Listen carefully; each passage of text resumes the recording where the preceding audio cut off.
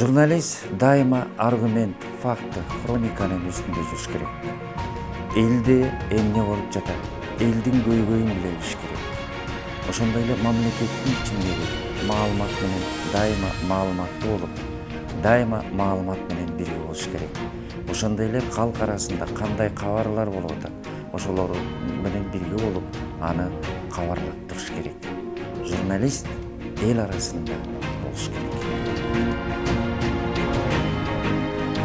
Эгерде кимде-ким көйгөйлүү маселени көтөрөм десе, кимде-ким акыйкаттыкты, адилеттүүлүктү издейм десе, ошондой эле ал өзүнүн адам баласындагы турмушту, тагдырды элге айтып берем десе, ошондой эле маселени маселелетпай чечкенге чечүү үчүн өзүмдүн үнүмдү кошом десе, биздин пресс-борбор достук инфого келип өзүңүздөрдүн үнүңүздөрдү билдирсеңиздер болот. Биз сиздердин кызмат